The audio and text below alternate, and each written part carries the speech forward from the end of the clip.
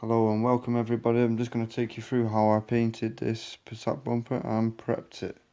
So we'll just identify some scratches on top there, which we've seen after we've done the primer work, because we was only meant to do a blow-in, but we decided to just paint the full bumper and just do it a bit of a freebie. So I just used some 320s, 500s on the Orbi and just put a bit of fine filler in that, and I'm just going to grab the soft pad and just start blocking this high build primer down with some 320s, the same as the full repair.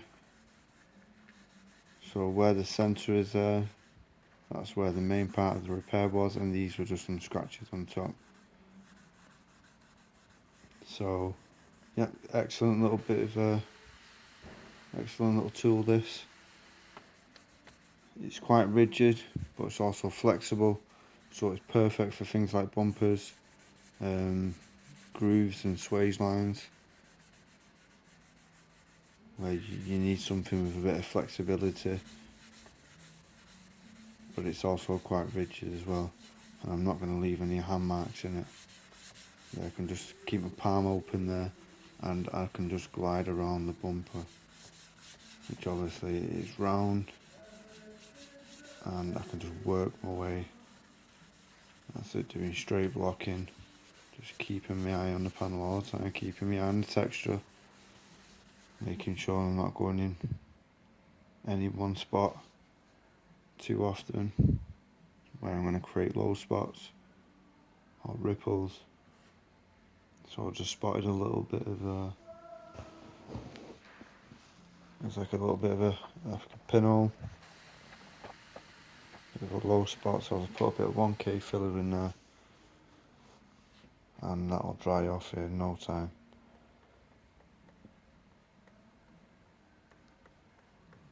It's nice and light, don't want to put it on too heavy. As you'll see, I put that top bit in there, which I didn't really need to put in, it was just, it looked like just a slight pinhole,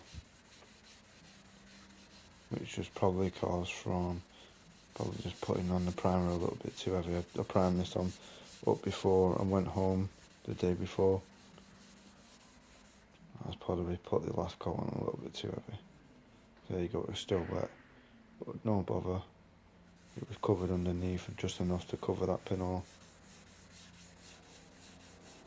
That's it, and by the time I finished working round underneath, it was dry enough to sand. So that's it, I'm just working full, that's it, full length. I'm able to curve round with a soft pad.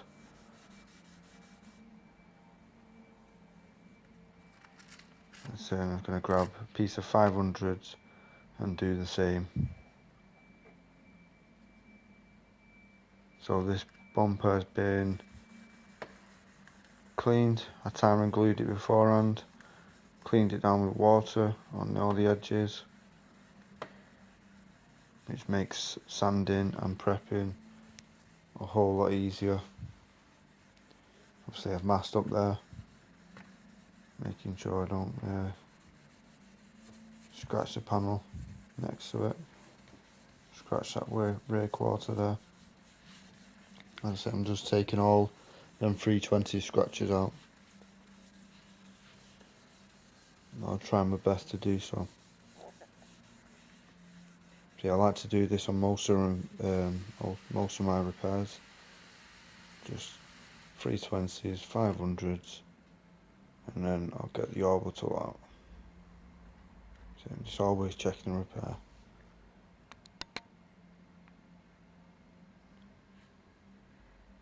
So I'm just making sure it's flashed off. That's what I've done next. I just ended up taking that down with 320s, that's fine filler, and some 500s. Now I've just got some 500s on the orbital, and making sure that I've got rid of all the scratches left by hand sanding, which will make it far easier when I come to use 800s on the orbital, which will go over these 500 orbital scratches much easier. So making sure I don't go too aggressively near the edges, as you can see, towards the bottom of the bumper and the swage lines. I'm just trying to stay away from the edges, otherwise you can just create more work for yourself, and we don't want that. So there you go, full bumper prep with the 500s, and it's time for some grey Scotch-Brite, which I'll go around all the edges before I use 800s on the orbital around the rest of the bumper. So I'll make sure I get every single edge with the grey Scotch-Brite. It's nice and flexible, got a good cut, and it'll make sure everything's properly keyed, so the paint can adhere to the bumper and the plastic. So I'm making sure I get every single edge. Keep checking, keep your eye all over it, and you just don't move from that section until it is done.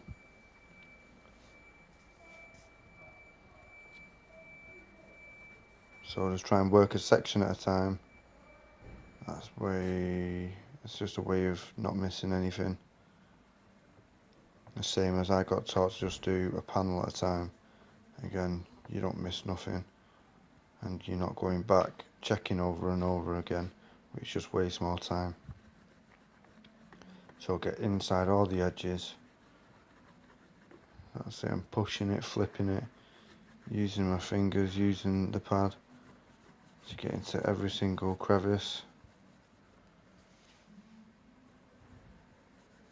making sure everything is keyed,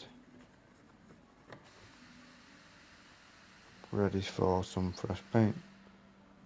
I will also be using the 1K plastic primer and adhesion promoter on this bumper, and I do with most bumpers, just to make sure everything properly adheres.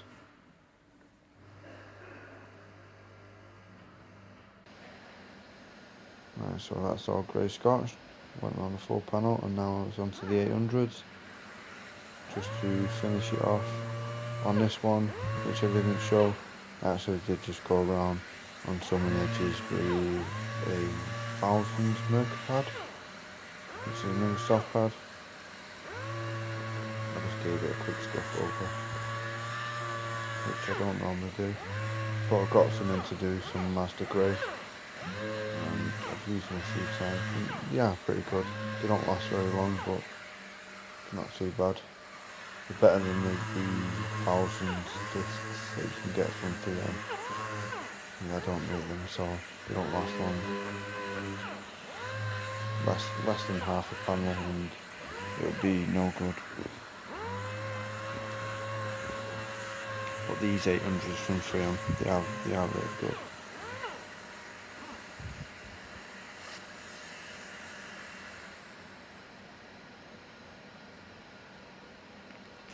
I'm just getting a fresh one, and you end up just going around the full bumper, just like I've done on the panel there, on that corner. So it is nice and clean, panel wiped, flat, smooth looking, but beautifully prepped. Plastic primer over them scratches, over that filler, and some black 1K primer. And I'm just letting you know it's a beautiful day outside. So I've masked up that bumper there, tailgate up, nice and tight.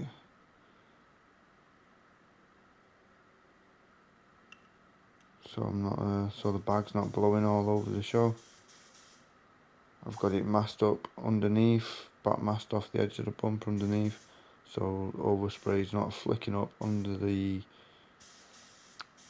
car, going back underneath the wrapping and getting overspray all over the vehicle.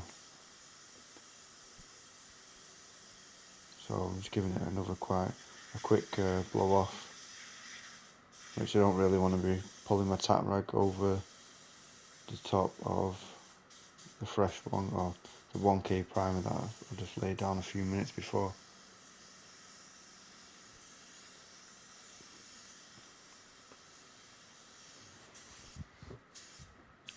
So I'm just going to put a double header on. As you see, it's covered pretty much already. Great coverage on the solid, it's a solid colour, great coverage in the half pipe there.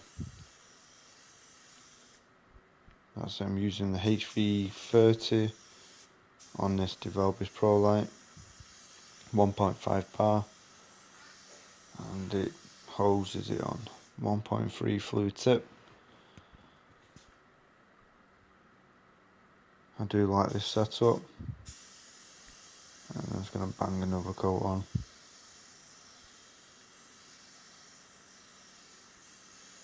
And it'll take about between 3 and 5 minutes to dry. I think it was about 28 degrees in the booth. That's without any heat going in. I turn the burner off. Obviously got the water down on the floor, keep any overspray and any dust from flicking back up. But that also can create a bit of humidity, which can take the water bait. Oh, this is a water one. It can slow down the drying times. So I'm stepping back looking at that thinking, yeah, that looks alright. I'll get the blower out on that. Dry it down. Make sure it's flashed off really well. As it is there, nice and smooth, and be ready for the clear coat. With this one, I think I got a few silicons round towards one of the mouldings that I masked up, and I think there might have been some panel wipe still left in there, or a bit of degreaser. It must have been. It definitely must have been some degreaser. Where as I put the clear coat on, obviously I'm going a bit slower. It's a bit more reactive, the clear coat, and it must have just blew some out, and I got a bit of silicone on that side. But I went out the booth. I turned up the heat to 40 degrees and went and primed the job, and come back and put on another coat of clear. So I had 3 coats of clear on this, and it covered up the little silicons that I paid, which I was happy with. So this job will be now ready to go on Monday morning. So that's it, making sure all the edges are covered, get a nice close coat and everything. I'm not going for nothing heavy, just 2 turns out on the fluid, T20, 1.3 is my preferred setup for clear. I can normally control and match most paint finishes with this setup.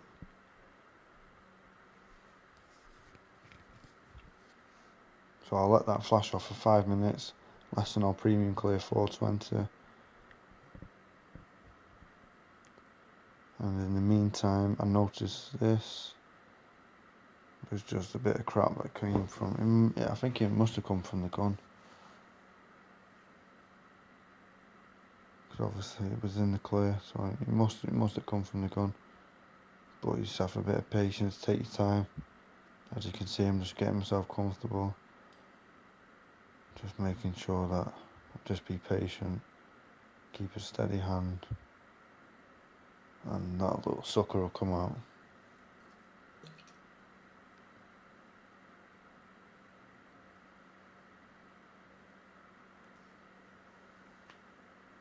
Which he does.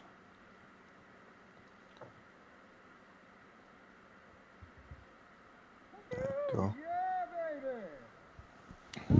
So I've got that there. I'm very happy indeed. It means less polishing.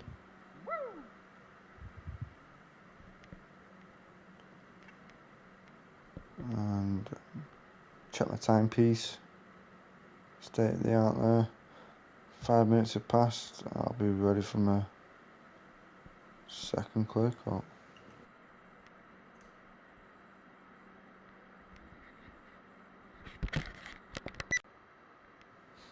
So I just want to take the time to thank everyone for watching. If you've got any comments, just leave them below.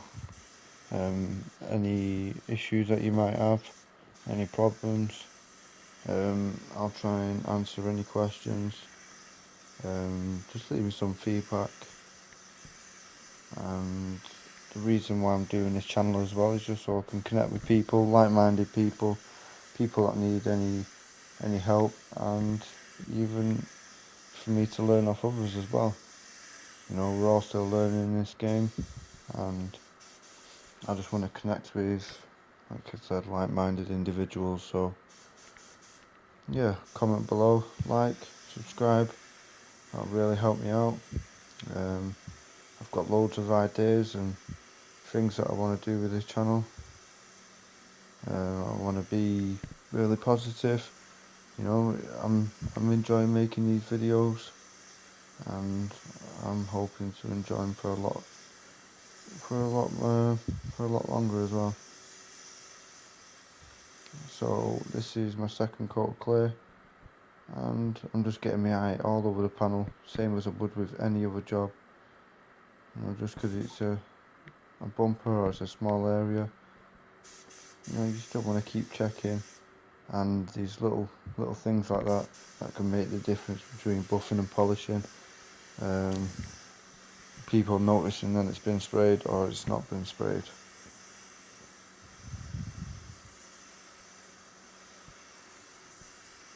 So here I am, I'm finished. That's it. Like and subscribe, that'd be a massive help, and I hope you enjoyed watching.